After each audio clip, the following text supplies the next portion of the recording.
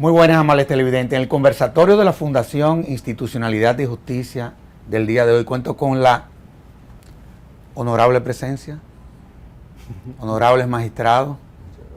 La verdad es que qué oportuna la visita de ustedes en esta ocasión, sobre todo porque vamos a hablar de casación. Y nosotros recientemente, nuestra ley de casación ha sufrido o ha vivido una profunda modificación.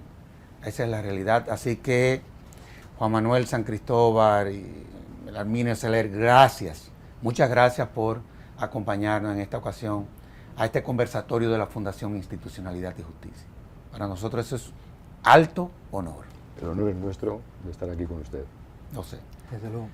Y vamos a entrar en materia. Perfecto. Cuando hablamos de casación,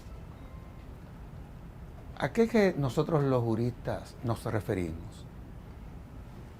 Pues nos referimos a un recurso extraordinario, un recurso especial. Calamandrei ya hace 100 años decía que era un recurso extremo, porque era el último recurso que a uno le quedaba por plantear. Y es extraordinario porque busca, se ampara en motivos tasados, y es especial porque juega en una tensión de dos principios, el principio del ius constitutionis y el principio del ius litigatoris. Por un lado, la búsqueda de la justicia en el caso concreto, pero por otro lado también el otro principio, que es la de la búsqueda de la unidad jurisprudencial, la unificación de doctrina. Esa es la esencia de un recurso de casación. Y, por ejemplo, ¿cuáles son sus características y sus funciones, digámoslo así? Sí, tal y como se concibe el recurso de casación de España en nuestro campo jurídico, histórico y territorial, se concibe, como ha comentado Juan Manuel, como un recurso extraordinario, que allí se hace mucho hincapié en distinguir de cualquier otro tipo de recurso de naturaleza ordinaria, como puede ser la apelación. Como tal, un recurso abierto, un recurso sin unos requisitos extremos, que sí que deben concurrir y que en el recurso de casación, y ese carácter extraordinario es el que le dota de su particularidad, de su limitado conocimiento en determinados aspectos, aunque allí en España habrá tiempo seguramente de abordarlo, se permite el acceso incluso a lo que podría considerarse como una tercera instancia, pero de modo muy prudente, y luego también poniendo siempre en el frontispicio lo que es la función homofiláctica a través, y en nuestro caso, a través del interés casacional, que se equipara no sobre y definitivamente sobre el interés particular de las partes, pero sí que tiene que estar arriba. Y eso, por ejemplo, es una cuestión que a la hora de formular el recurso, a la hora de ser admisible, a la hora de acceder a la jurisdicción, tiene que tenerse muy presente para evitar errores. Ahora, cuando uno tiene, por ejemplo, una visión comparada del derecho, o sea, no hay un sistema jurídico mundial homogéneo, Eso es. sino que todos los estados tienen y construyen su propio sistema. Nosotros, por ejemplo, en la República Dominicana venimos del derecho francés, por una cuestión histórica. Ustedes que son estudiosos yo diría que de esta institución, porque es una institución, Así es. y teniendo esa visión comparada, ¿solamente existe el recurso de casación clásico francés o existen otros tipos de recursos de casación? Pues el recurso clásico francés es, digamos, el más común, pero es lo cierto que se está produciendo una evolución paulatina, incluso en el propio derecho francés, en la que se está apreciando la aparición de nuevos matices en esa modalidad de recurso de casación. España es un buen ejemplo en la medida en que, manteniendo en parte de la esencia esta tradición francesa, crea esta modalidad del llamado interés casacional como filtro de admisibilidad. Y es una necesidad que no solamente ha surgido ya en España, sino que en otros países de nuestro entorno en Europa están sintiendo e intentando adaptar sus normas procesales a este nuevo concepto de interés casacional y, por lo tanto, desbordando ya la tradición clásica de la casación francesa. Es preciso también, querido amigo, señalarle que, a pesar de que la casación es una institución tan relevante y que ustedes han regulado de una forma unívoca, es decir, en su ley 223 la casación se contempla tanto para civil como para contencioso administrativo y tributario como para laboral, no para penal, no aparece ahí en su ley recogido en el artículo 10, en la jurisdicción española todas las jurisdicciones, esto es en nuestra Administración de Justicia, cada ley procesal regula su propio recurso de casación. Ya. Y esto hace que, teniendo todas ellas una misma esencia, que es esta búsqueda del interés casacional, lo cierto es que cada una tiene sus matices. De manera que dentro de la propia, desbordando ya la tradición francesa y entrando ya en lo novedoso del interés casacional, en España hay matices en cada jurisdicción, y nosotros estos días en las reuniones que hemos tenido con nuestros colegas dominicanos hemos explicado cómo en cada jurisdicción hay matices que ustedes tendrán que unificar, porque en su regulación, al ser uniforme para jurisdicciones distintas, tendrán que ofrecer soluciones también homogéneas para cada una de las jurisdicciones, que en nuestro caso a veces no son coincidentes, en nuestras 4 jurisdicciones, porque nosotros tenemos administrativo y tributario, están en la Sala Tercera del Tribunal Supremo, y es una casación regulada, la Ley Reguladora de la Jurisdicción Contenciosa Administrativa, y la Sala Cuarta, la laboral del Tribunal Supremo español, es la dedicada a la materia del derecho del trabajo y seguridad social. Y ahí existe otra modalidad particular del interés casacional, y una modalidad tan particular que le diré que la tradición no es solo desde el año 2000, cuando la Ley de Enjuiciamiento Civil ya recoge el interés casacional, sino que ya en el año 1990 la Ley de Procedimiento Laboral contemplaba como un recurso de casación básico en la jurisdicción social el recurso de casación para la unificación de doctrina. Ya estaba esa ley diciendo cuál era la búsqueda de esa casación, qué se buscaba, la unificación doctrinal. ¿Y cómo se hacía? Esto desde el año 90 nada menos, y ya llovió, ¿eh? ¿Cómo se hacía y cómo se sigue haciendo hoy? Pues a través de la búsqueda de una sentencia de contraste con la mía, en este caso, que sea contradictoria, hechos, fundamentos y pretensiones iguales, y sin embargo de una respuesta distinta. Y puede ser del Supremo, puede ser de una Corte de Apelación, que para nosotros es el Tribunal Superior de Justicia de cada comunidad autónoma, o puede venir referida a una novedad legislativa. La norma lleva en vigor el tiempo, no un tiempo suficiente como para que el Supremo haya podido pronunciarse. Claro. Ahora, si nosotros un tanto como para... Este es un programa académico. Es decir, ustedes, honestamente hablando, y lo tengo que reconocer, ustedes están dando una cátedra aquí. No, por Dios. Sí, de verdad que sí. De verdad que sí. Sobre todo porque estamos frente a una ley que comenzamos a implementar. A fin de cuentas, las leyes son hipótesis de trabajo, y en la medida en que uno lo va implementando, uno se va dando cuenta que funciona de la ley, ¿no? Efectivamente. Yo quiero seguir con esa visión comparada de la casación. Existen los modelos. ¿Cuál modelo predomina en España? ¿Cuál modelo predomina en Europa? Y si es posible, y si ustedes manejan los conceptos, y estoy totalmente seguro de que sí, porque he tenido que leer una serie de trabajos de ustedes para poder hacer este programa, esa es la realidad. ¿Y cuál es el que predomina en América Latina también? Sí, en Europa, como ya ha empezado a referir Juan Manuel, el inicio, como todos conocemos, del derecho francés del recurso de casación, con una función estrictamente de protección de la norma, con sus orígenes de decisión por parte del monarca por encima de los parlamentos, en cuanto había contradicción, y con un modo de freno, se trasladó después, sobre todo después de la Revolución Francesa, fuera. Y bueno, en Europa ahora mismo rigen 2 modelos, y un tercero que podría ser el particular español, que es el sistema francés propio, que de hecho no permite un conocimiento sobre el asunto, sino que en el caso de que se considere que se ha infringido la norma, que sigue siendo el precepto, el motivo esencial del recurso de casación, se devuelve a la instancia, pero por contra está el otro sistema, que es el sistema o el recurso de casación o la revisión germánica, que ese sí que incide sobre la segunda de las funciones que tradicionalmente se ha atribuido al Tribunal de Casación, la protección del ius litigationis como tal. Sin embargo, en España, bueno, ese sistema de revisión o ese recurso de revisión germánico se da en la órbita germánica: Suiza, Austria, Finlandia, los países mediterráneos, básicamente, incluido además de Luxemburgo, Bélgica y alguno más, pero básicamente Portugal, España, Italia, Grecia, asumen más en el origen lo que podría ser el recurso de casación francés como tal. Pero en el caso de España, ya desde el principio se hizo preponderar un elemento que a mi juicio no es un elemento ajeno al recurso de casación, sino propio de él, y luego podremos a lo mejor explicarlo seguro con más detalle, que fue precisamente junto con el interés de protección del ordenamiento jurídico, la protección de ese propio ordenamiento jurídico mediante la constitución de una jurisprudencia unificada, integrada y única. Sin perder de vista, y veremos, porque hay algunas particularidades del recurso de casación español, también el derecho a ser resarcido directamente del agraviado. Esos son los regímenes que hay en Europa.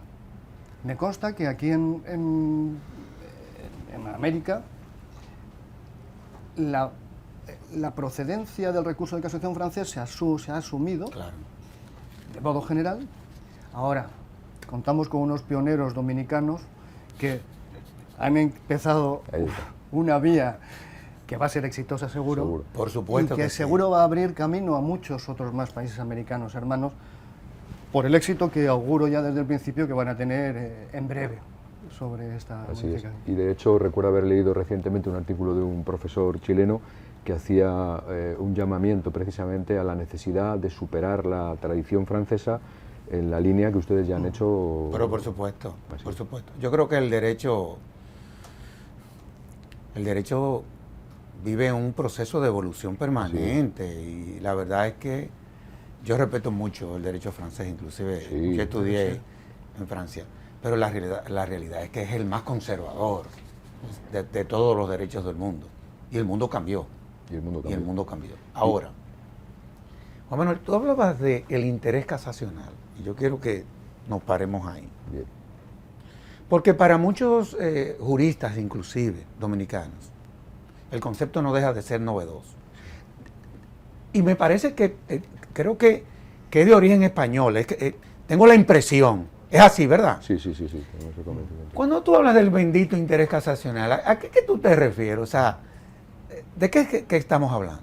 Pues es un filtro de admisibilidad del recurso realmente. Es la necesidad de que el recurso reúna unas condiciones para poder levantar esa barrera, y esa barrera es acreditar ante el tribunal la necesidad de esa unificación jurisprudencial.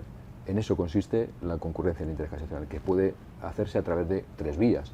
Bien porque la sentencia que se recurre es contraria a la doctrina del Tribunal Supremo o a la jurisprudencia del Tribunal Supremo, la sentencia que se recurre es contraria a alguna corte de apelación, o por este principio que decíamos de ausencia de jurisprudencia sobre la materia y la necesidad de que se fije esa jurisprudencia. Entonces, la esencia del interés casacional es acreditar, es un filtro de admisión, pero no es un motivo de casación. Es simplemente una fase previa en donde se va a determinar si ese asunto es admisible o no por esa necesidad de ¿Es de unificación oficio? jurisprudencial. ¿Opera de oficio el interés No, casacional? de ninguna manera, al menos en la configuración tal y como en España se concibe. Quería además, perdona que retroceda brevemente, es verdad que el interés casacional se concibe como un filtro, pero si nos quedamos solamente en esa consideración de filtro, podríamos apreciarlo como un filtro obstáculo. caprichoso, Eso y eso desde luego no se busca por el legislador.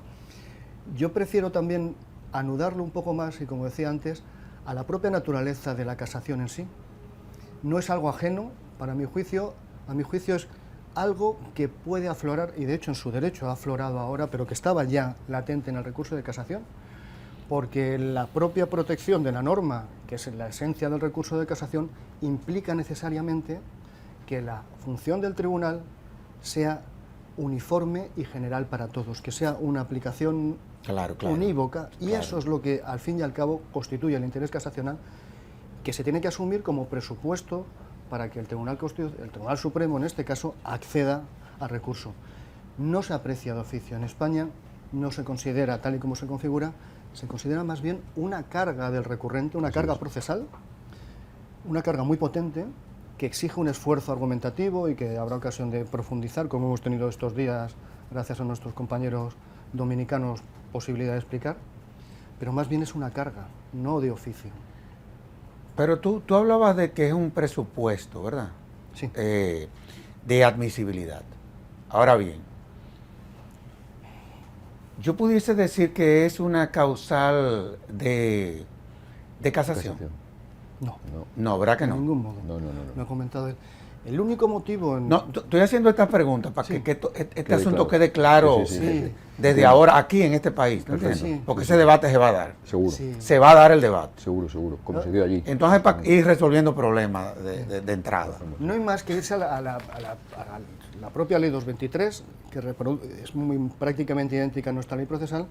La única causal del recurso de casación es la infracción del ordenamiento jurídico, de la norma. Ese es el motivo, que nosotros llamamos motivo, ustedes llaman causa. Es el único. Ese no ha variado ni puede variar, porque es la esencia misma del recurso de casación. Es algo que va en el propio presupuesto, en la propia naturaleza del recurso de casación, tal y como lo concebimos, y que es un presupuesto que tiene que acreditarse para poder abrirse la puerta del recurso. Claro. Pero no es la causa. Esto No es significa, a su vez, que el hecho de que concurra el interés casacional no presupone que el recurso termine siendo estimado. Yo le hago la pregunta porque en una de esas peñas entre abogados se dio el debate y no quieran ustedes saber, no hubo forma de inclusive ponernos de acuerdo. Y yo creo que lo que ustedes están planteando nos clarifica mucho, efectivamente, de qué es de lo que se trata. Ahora. Disculpe, pero solamente Sí, para, sí, ver, sí, claro. para dar de una manera muy gráfica, tal y como desde el punto de vista del recurso de casación civil, que es el que yo domino por el campo en el que me muevo, a la hora de formular el recurso de casación en España se tiene que identificar el motivo, la causa. Y la causa es, literalmente, infracción del artículo 27 del Código de Comercio. A veces se incurre en el error de establecer el motivo de casación es la infracción de la jurisprudencia, de esta sentencia y de esta otra sentencia. El motivo no es ese. El motivo es la infracción de una norma jurídica. Claro, No claro, podemos claro, sustituir claro. una cosa por otra. Y de hecho es causa de inadmisión. Si se hace así, se inadmite el recurso, de plano. Ahora, yo quiero seguir con el bendito interés casacional. Seguimos. ¿El interés casacional en España se admite a todos los recursos o hay excepciones? Porque siempre hay excepciones a las reglas. Sí. Eso lo hemos visto en todas las disciplinas, inclusive de nuestra profesión. ¿Se admite a todos los recursos o hay excepciones? Pues hay excepciones. Insisto en mi manifestación inicial. Cada ley procesal... No, pero por dentro- eso te hago la Sí, pregunta, pero- honestamente pero te lo digo. La respuesta no puede ser uniforme en la medida en que en la ley de enjuiciamiento civil, la ley regular de jurisdicción contencioso administrativa, la ley de procedimiento laboral y la ley de enjuiciamiento criminal, porque nosotros tenemos interés casacional también en la jurisdicción penal, contemplan el interés casacional con algunos matices. Entonces, es verdad que, como se señalaba en la pregunta, el interés casacional es un criterio de carácter general, pero que tiene excepciones. En la jurisdicción contencioso administrativa se regula, por ejemplo, de una manera muy pormenorizada, a diferencia de lo que ocurre en la ley de enjuiciamiento civil o lo que ocurre en la ley de ustedes, que es una regulación prácticamente hermana de la ley de enjuiciamiento civil, y la ley de la jurisdicción contencioso administrativa, por ejemplo, se regula en el artículo 88 con un desarrollo muy pormenorizado en los números 2 y 3 de este artículo y se distribuye en los siguientes términos. En el artículo 2 aparece el interés casacional objetivo y en el apartado 3 aparece el interés casacional objetivo presunto. Y es que hay determinadas circunstancias que se contemplan por la ley que, digamos, potencian la concurrencia de ese interés casacional. Por ejemplo, ¿cuándo? Cuando la sentencia recurrida contraviene deliberadamente la jurisprudencia de la Corte de Casación. Esto quiere decir que hay supuestos en que, bien por afectación notoria o generalizada del asunto, el interés casacional entonces, se presupone, se abre, o en supuestos donde se afectan a determinados derechos, como ahora le comentara a mi compañero respecto de la ley de enjuiciamiento civil, por ejemplo. Y Sí. si quieres explicar. Sí, en el ámbito civil, en el recurso de casación civil, sí que hay dos excepciones. Una va a desaparecer próximamente. Una primera, que no se ha entendido muy bien la justificación, pero ha permanecido hasta, suponemos que en una reforma que va a haber en unos meses, La cuantía. es la cuantía. Los recursos de casación cuya tramitación se ha llevado por una cuantía superior a 600.000 euros, que es una cuantía importante allí en España, no precisan de justificar interés casacional. Bueno, y hay otra que sí que tiene un fundamento y una razón, a mi juicio, de peso. En los procesos civiles en los que lo que se ha perseguido es la restitución de un derecho fundamental, básicamente derecho al honor, intimidad, derecho de asociación que se concibe en España como un derecho fundamental, en esos tampoco hace falta justificar el interés casacional, y además por una justificación evidente. El interés casacional se funda en la interpretación que hace la jurisprudencia del Tribunal Supremo sobre normas de derecho positivo, no propiamente fundamental, y en este caso sería una contradicción exigir un interés casacional sobre algo que es de naturaleza constitucional. Y de hecho allí el Tribunal Constitucional sí que, respecto de la protección de esos derechos fundamentales sustantivos, sí que actúa como una ultimísima instancia, a diferencia de lo que ocurre con el resto del ordenamiento jurídico. Esas son las dos excepciones que existen, y una de ellas desaparecerá, de tal modo que el interés casacional se exigirá solo... ¿Por qué tú dices que desaparecerá? Por el proyecto de ley de hay un eficiencia proyecto de procesal. ley de eficiencia procesal que va a modificar nuestro recurso de casación. Porque necesita ajustes, fíjese, después de... Bueno, después por lo de que tantos- decíamos, son hipótesis de trabajo. Correcto. Se va viendo cómo funciona la ley y se van efectuando ajustes a medida que pasa el tiempo. Y este es uno de los ajustes que necesita la ley de enjuiciamiento civil que ahora... No va a modificar el concepto en sí mismo de interés casacional que se tiene en la norma, y que es un desarrollo prácticamente idéntico al que tienen ustedes aquí, creo que muy acertado en orden al carácter abierto, que luego tendremos posibilidad de hablar. Y bueno, se van a realizar unos ajustes, uno de estos es ese, y básicamente también en el proceso, lo que es la regla procesal de la casación, para agilizar la tramitación todavía más, si es posible. Bueno, en el elemento civil se exige dar una vuelta, aproximándonos en algunos aspectos a otras jurisdicciones. Sí, como ese son- reajuste de la ley de eficiencia procesal para la ley de enjuiciamiento civil viene a acercarse un poquito hacia la casación contencioso administrativa. Oye, qué bien. Ahora, yo le voy a hacer una pregunta a ustedes porque se la tengo que hacer. ¿El interés casacional no contravendría el acceso a la justicia? Aquí entre nosotros. Es una pregunta que es la primera que uno debe hacerse. Y Es que se la tengo que hacer, o sea, Correcto. porque oyéndolo a ustedes y habiendo citado tú el Tribunal Constitucional, ustedes son miembros también de la Corte Europea. Así es.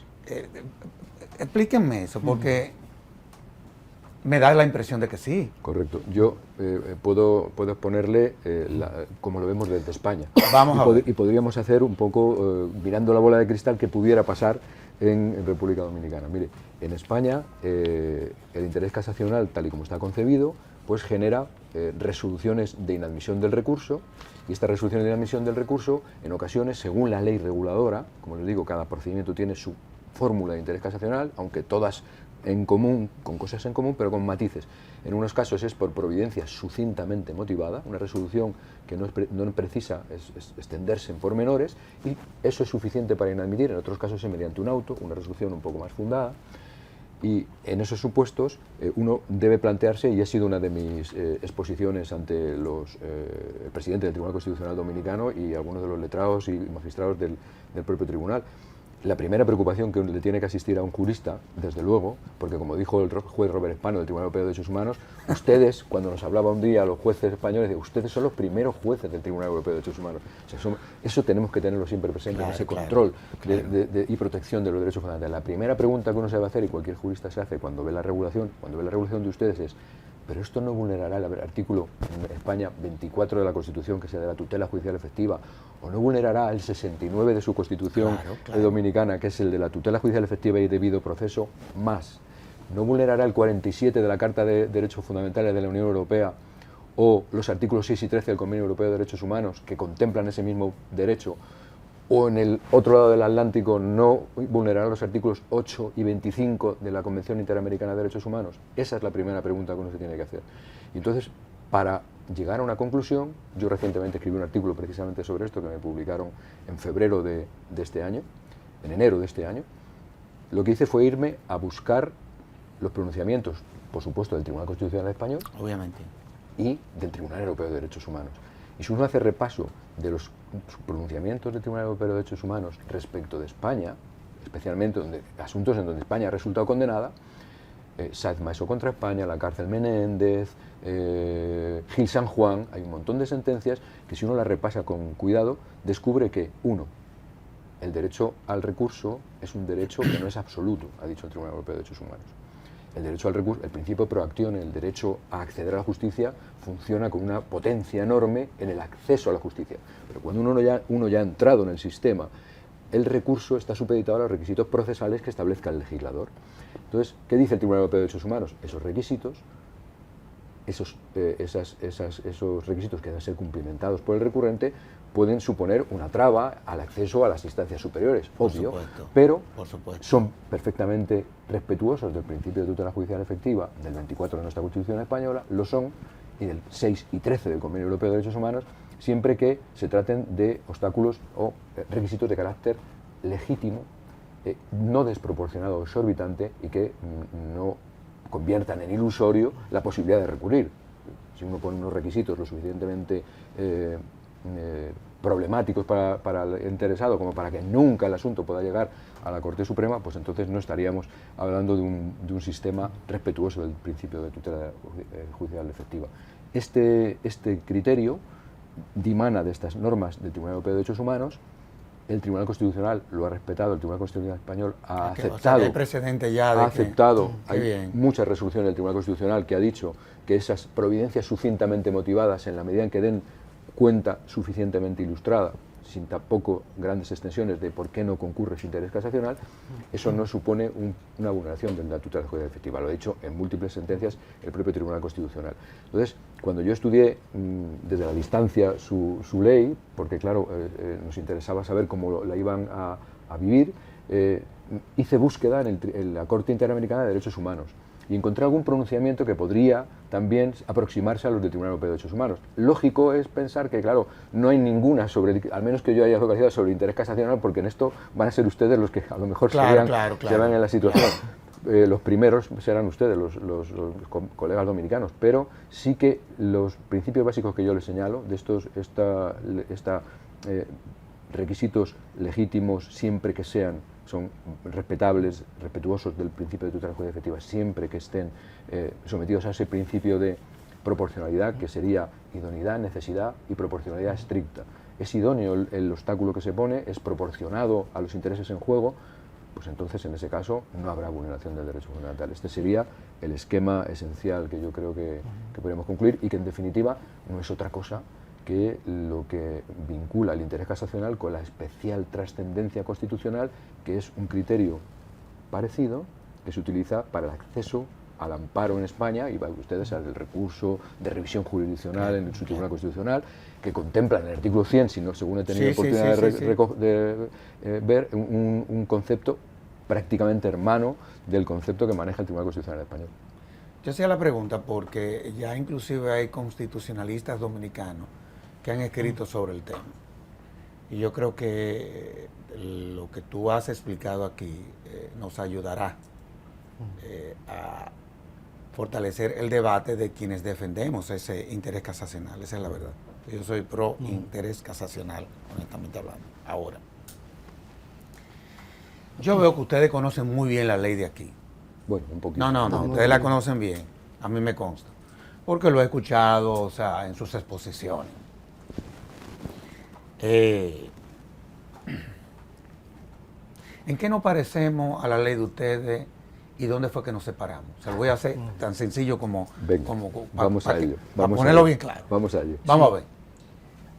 En torno al interés casacional, creo que va a ser idéntico, y además creo que es un acierto de la legislación de ustedes a la hora de definir el interés casacional de este modo, únicamente identificando la contradicción entre sentencias de Cortes con la jurisprudencia de la Suprema o la necesidad de configurar esa norma, que aparentemente son conceptos abiertos, que lo son, y que podría ser considerado por alguien como un error, pero entiendo que, al igual que, y por la experiencia que hemos visto allí, es un acierto deliberadamente, entiendo que por el legislador de ustedes también hecho, dejar abierto ese concepto para que, de un modo más o menos rápido, pero de un modo más o menos, por supuesto, muy reflexionado, se vayan decantando e identificando en cada caso concreto cómo debe materializarse ese presupuesto de interés casacional. Creo que establecer desde un principio un régimen del interés casacional muy encorsetado ya por la norma podría ser un error, porque sería difícil luego una variación. Claro. Si no se tiene previamente una experiencia de funcionamiento, que se va a tener, que ya está, y entonces permitir que la Suprema Corte, así es la solución que se dio en España, progresivamente, mediante unos acuerdos no jurisdiccionales, mediante sus propias decisiones, vaya delimitando, con la propia experiencia, la aplicación de este interés casacional. Esto es algo que se parecen, y creo que el camino que hemos seguido allí, básicamente, principalmente en la jurisdicción civil, que es la que ha seguido el camino de los criterios fijados por la Suprema Corte de allí, a través de acuerdos no jurisdiccionales, es el camino para decantación, para identificación. Hay algo que a mí, que nos separamos notablemente, y es una cuestión de naturaleza básicamente procesal. Sí. Bueno, hay otras, pero esta en concreto a mí me preocupa mucho, porque si al fin y al cabo estamos estableciendo el interés casacional como un presupuesto de acceso, Por supuesto. una llave para abrir una puerta, ¿dónde está esa puerta? No encuentro esa puerta en la ley de ustedes. La puerta es entrar hasta la sentencia. Allí tenemos una fase de admisión muy definida procesalmente, de tal modo que el que quiera acceder a la casación justifica el interés casacional, saca su llave y la puerta se le abre o se le permanece cerrada. Y es un instante muy temprano del recurso, una vez interpuesto, una vez que accede al tribunal, y antes incluso de que la parte recurrida pueda Tener hacer entrada. alguna manifestación, Eso es. ahí ya se le da acceso o se le para. De tal modo que se economizan recursos Claro, personales, claro. materiales, de tiempo, y ya desde ahí la sala únicamente va a dedicarse a aquellos recursos que realmente tienen ese interés, que son muchísimos menos, afortunadamente, sin necesidad de dar una explicación y justificación en sentencia sobre algo que tenía que haber estado ya apartado, excluido desde hace tiempo del recurso. Ese es un detalle que Nos en nosotros preocupó, nos preocupó cuando lo vimos, sí. Pero, como muy bien dice Luis, si me apuran, esto lo que significa es que su ley es aún más garantista que la nuestra en el interés casacional. Sí, pero hay una realidad y es lo que a mí me preocupa y por eso le hice la pregunta. El FIJUS generalmente acompaña al Poder Judicial, al propio Congreso, en todo lo que tiene que ver con asistencias técnicas, propuestas en el proceso de formación de los anteproyectos de ley, en fin. Y a fin de cuentas, como institución, nos empoderamos mucho de lo que finalmente el Congreso conoce. Y esa fue una preocupación de la Fundación, porque también cuando hablamos de justicia, la justicia como tal, tú prolongarla en el tiempo, eso es un tema. Aparte de que tú estás también empoderando a una instancia del Poder Judicial de más trabajo que muchas veces son innecesarios. Correcto. De que haya sido apoderada. Esa fue una de nuestras Ese preocupaciones cuando leímos su ley. Los dos lo estudiamos por separado y dijimos, ¿dónde está el trámite de inadmisión? Parece que llegas necesariamente a sentencia y es en sentencia ya cuando, analizando la concurrencia intercasacional... ¿Se va a masificar eso ahí? O sea... Bueno, quizá, como hablábamos antes, sea preciso un reajuste en adelante, en el futuro, una vez que vayamos cómo va funcionando. Sí es verdad que en España este sistema que explicaba Luis ha funcionado muy bien, porque ayer lo exponía Napoleón Estevez, el magistrado de la Suprema, lo exponía de una manera muy gráfica. Dice, los españoles tienen un sistema de diálogo con el recurrente, pero solo con el recurrente primero. Usted recurrente ha venido, vamos a ver qué interés casacional concurre, le ofrecemos las razones por las que nosotros no lo vemos, si usted está conforme o no, nos efectúa alegaciones, oímos al fiscal, a ver qué opina también sobre esto, y en atención a todo esto, resolvemos si hay admisión por interés casacional o no, y luego ya si es que sí, entramos al fondo del asunto, se tramita y es cuando ya tiene entrada el recurrido, claro, y presenta la impugnación para nosotros, para ustedes el memorial de defensa. Claro, claro, en ese momento es cuando entra, y ahí es cuando ya el asunto se empieza a complicar, porque ya hay que, también está claro que en el memorial de defensa el recurrido también en España, aunque se le haya admitido el recurso, ¿verdad, Luis?, puede pedir causas de inadmisión. Digo, oiga, no estaba en plazo, no hay depósito, no hay consignación, o no concurre el interés casacional, pese a que ustedes lo hayan apreciado, y luego se va a poder discutir en sentencias, que todavía quedaría esa posibilidad. Pero es verdad que esto nos permite, con cierta agilidad, terminar el asunto que no merece el pronunciamiento del Tribunal Supremo por no concurrir el interés casacional, terminarlo antes. Por Dios. Esto es verdad. Por Dios. Bueno, pero yo creo que a fin de cuentas, en la medida en que vayamos implementando la nueva ley. Yo creo que nos daremos cuenta de todas estas cosas y lo importante es nada, corregirla hacia el futuro. Sí, los ajustes inevitables. Al final las normas se aplican a una realidad social determinada y los acontecimientos van a determinar, también van a fijar cómo va discurriendo el trámite, ¿no? Nosotros inclusive como fundación ya hemos diseñado, bueno, el coordinador es Napoleón, el magistrado. Okay. Porque a fin de cuentas, él maneja muy bien el tema. Mucho. Sí. Pero muy bien el bendito tema. Para mí es uno de los temas que él mejor maneja. Digo, un honorable magistrado y tiene una visión holística del derecho impresionante. Gran amigo que además tuvo la gentileza de visitarnos hace unos cuantos meses. No, y es un tipazo, ¿eh? Sí. Pero tiene una formación académica muy sólida. Sí, señor. Y hemos hablado sobre estas cosas y estamos tratando de diseñar, porque también hay que empoderar a los abogados, ¿eh? Sí. Porque es que esto cambió. Esta reforma le cambia la lógica a la casación en la República Dominicana. Vamos a hacer una pausa. Perfecto. Y de inmediato volvemos con este excelentísimo programa.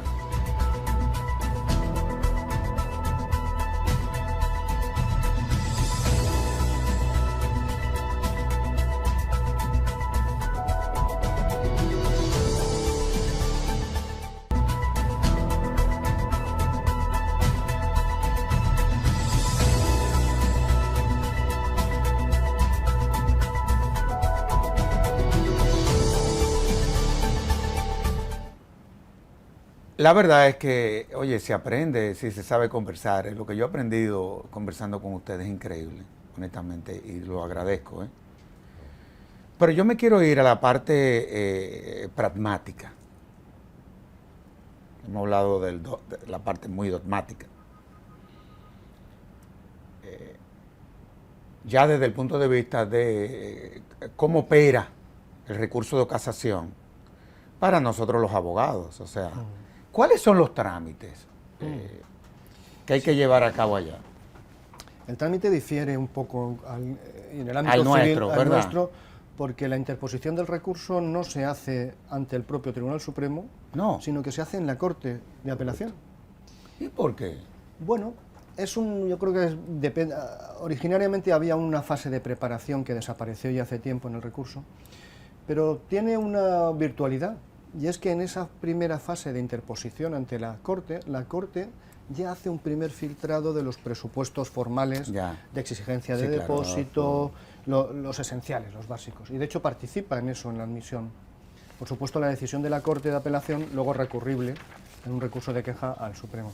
Una vez que accede al Tribunal Supremo, este recurso, luego hablaremos si quieren del contenido, hay una parte previa también de comprobación de los requisitos, de nuevo formales, los más pegados a la forma, y pasan, y aquí es un elemento fundamental que allí en el Tribunal Supremo está muy estabilizado por su necesidad en orden a la admisión, pasa al estudio por una serie de, ahí se llaman letrados, pero en realidad son también jueces, magistrados, fiscales, miembros de la carrera judicial en general y funcionarios públicos jurídicos, que, sin ser magistrados del Tribunal Supremo, que no lo somos, lo que hacen es una labor de estudio de cada uno de los recursos que llega para examinar, entre otros, la cuestión que puede ser más conflictiva y problemática en cuanto al interés casacional, entre otras cuestiones. Ahí se habla también de la carencia manifiesta de fundamento, que son otras cuestiones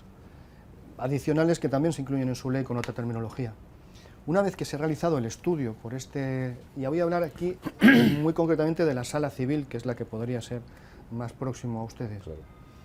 Una vez que se realiza ese estudio por el letrado de cada recurso, emite un proyecto, un borrador, una propuesta de admisión o inadmisión que se examina por una sala, que es la propia sala formada por 3 de los magistrados, el presidente de la sala y 2 de ellos, que van rotando cada año, que es lo que se denomina la sala de admisión.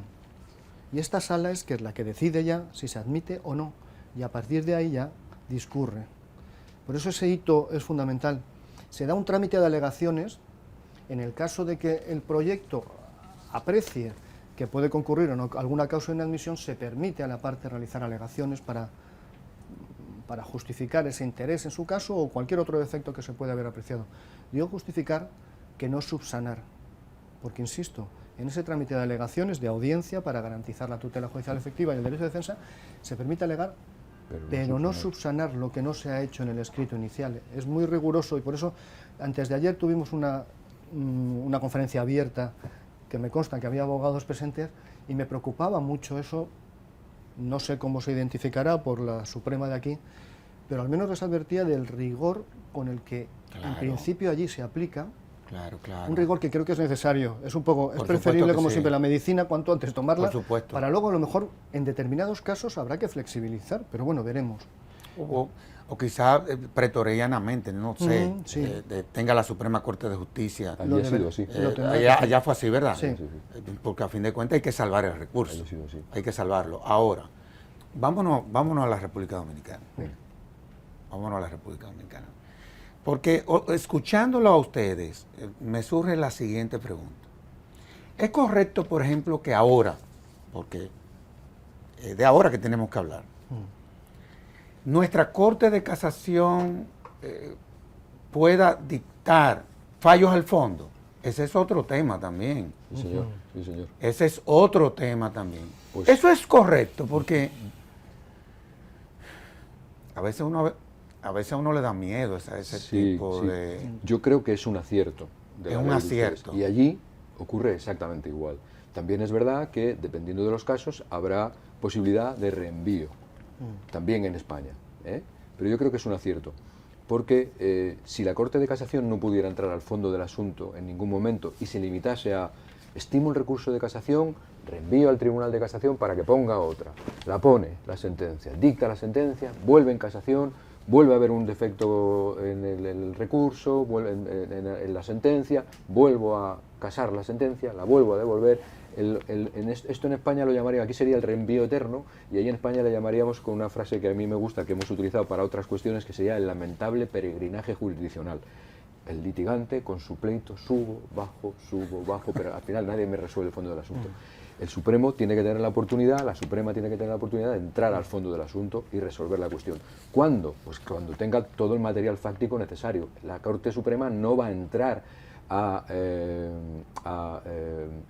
elementos de prueba, no va a discutir sobre la prueba, no va a tener esa posibilidad. En España tampoco, no tocas hechos.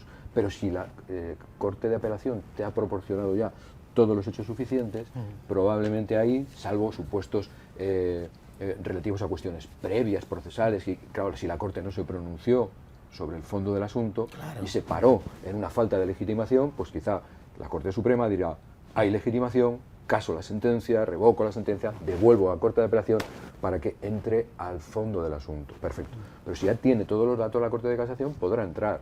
Entonces, ahí en la Corte Suprema pasa así, y ahora Luis matiza si quiere los... Sí, no, solo lo civil. dos cuestiones.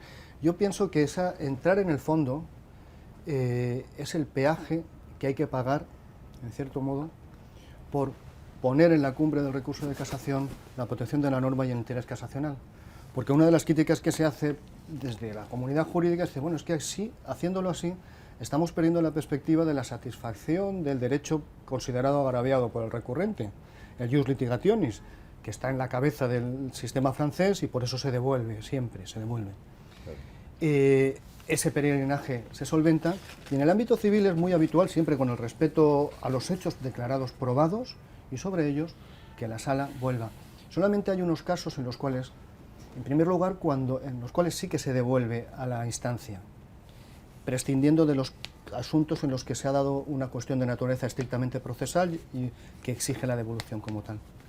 Cuando la sala aprecia que si no se devuelve se privará a la parte al menos de la segunda instancia, de un segundo pronunciamiento, lo devuelve.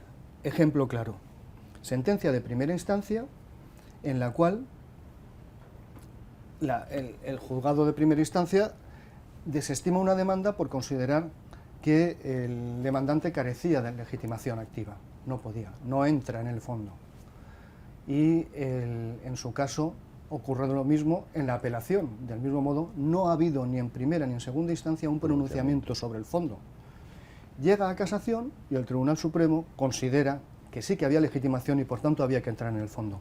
Si ahí entrase directamente el Tribunal Supremo, claro, estaría examinando por primera vez algo sobre el fondo que no se ha visto en primera ni en segunda instancia. Y es más, tendría que identificar unos hechos que no se han identificado en ninguna instancia. Ahí sí que se devuelve, en garantía del propio recurrido, para que se le fijen unos hechos, y si luego tiene que volver otra vez, pues ya volverá, pero ya volverá. En este caso, el Tribunal Supremo, con un recurso extraordinario, pero en una función como de segunda instancia. Ahí se habla, la sala asume, dice, se produce la asunción de la instancia. Asumo la segunda instancia y entro, pero solamente desde el punto de vista jurídico. Y creo que es útil. Sí, yo insisto con esto porque muchos juristas tienen la impresión de que esta nueva facultad, ¿verdad?,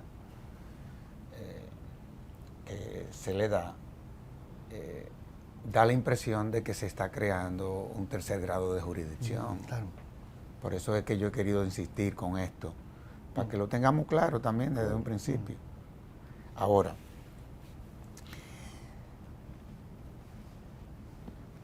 ustedes han dicho algunas de las cosas que pudiesen generar problemas de la ley que se aprobó, desde el punto de vista práctico, digámoslo así.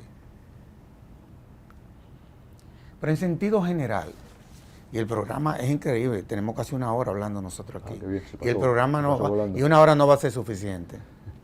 Ustedes van a tener que volver. Ojalá y que Napoleón los traiga cuando iniciemos el diplomado ahora en abril.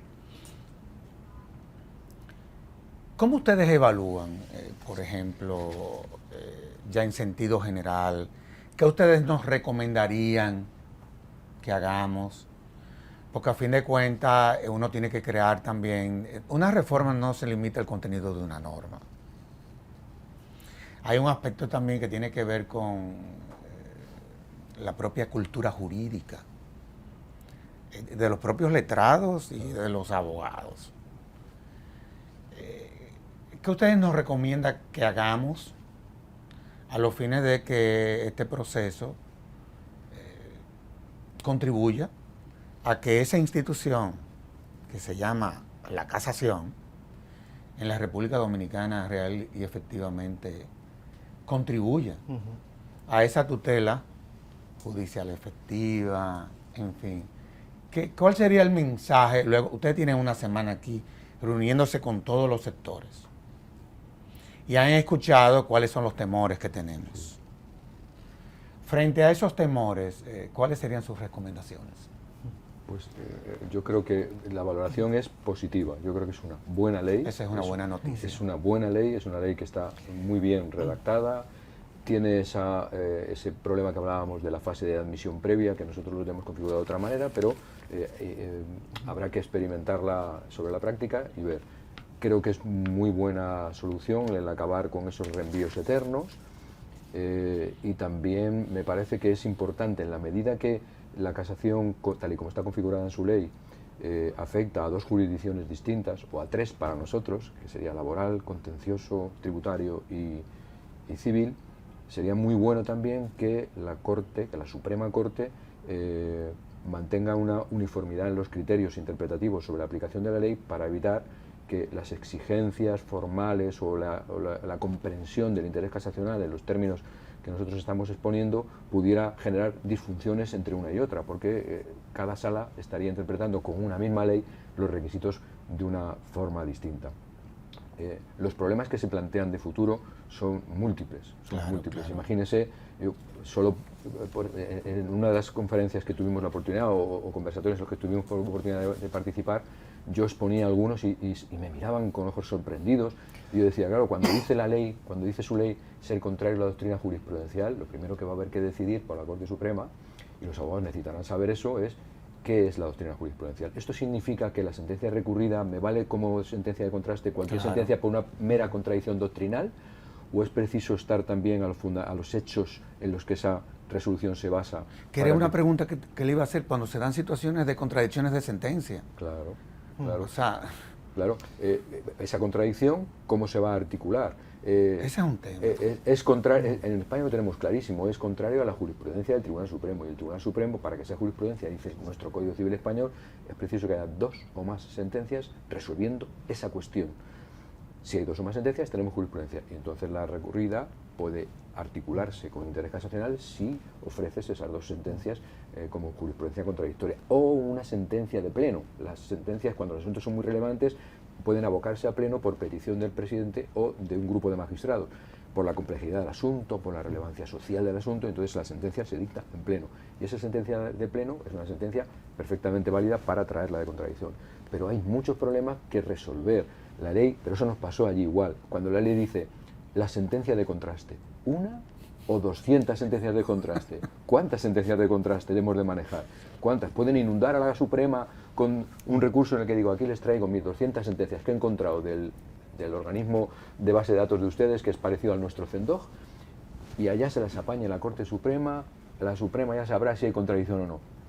Carga del recurrente es, explíqueme usted qué sentencia es la que elige, cuál es. Allí en España, por ejemplo, la jurisdicción social es muy rigurosa. La ley, ya en el 90 no lo decía, pero lo creó, fue doctrina del Tribunal Supremo para decir no, porque se encontró con esta situación, 150 sentencias de golpe. Mi sentencia es contradictoria con estas 150, unas del Supremo, otras de Cortes de Apelación, allá se apañan. Y se le dijo, no, el recurrente tiene que explicarme dónde están los elementos de contradicción y no me traiga más de una sentencia de contraste por motivo. Wow. Si hay 8 motivos en el recurso, 8 sentencias de contraste, pero no me traiga 150 sentencias de contraste y que busque yo las 7 diferencias, como aquel juego de las revistas de antaño, ¿verdad? Entonces son mil y una las cuestiones a las que se enfrentan, pero yo creo que también a su vez es un estímulo para los juristas una institución tan novedosa. Yo creo que es un reto para los abogados, es un reto para los letrados y ayudantes de la Corte Suprema, y una recomendación nuestra sería que hay que potenciar ese gabinete técnico, ¿verdad, Luis? Porque si no se potencia ese gabinete técnico, que es el que va a tener que hacer ese análisis, entonces no se conseguiría gestionar bien esta institución. No sé, Luis, tú estás de acuerdo. Estos días hemos estado hablando siempre, o al menos por mi parte, de las 3 patas que yo considero que, con la experiencia de allí, son necesarias asentar para que esto funcione de manera exitosa. La primera es la configuración de algún modo de una fase de admisión como tal, pero bueno, eso es una cuestión ya que depende del legislador y es ajena a nosotros. La segunda es el establecimiento más o menos acelerado y reflexivo de unos criterios que se fijen por la sala para la común difusión, la transparencia, y desde luego allí, aunque hubo unas iniciales contestaciones por la comunidad, pues bueno, pueden considerarse más rigurosos, más exigentes, menos, pero se han asumido, y además con alegría, en el sentido de que los letrados saben dónde tienen que centrarse y lo que se les va a pedir.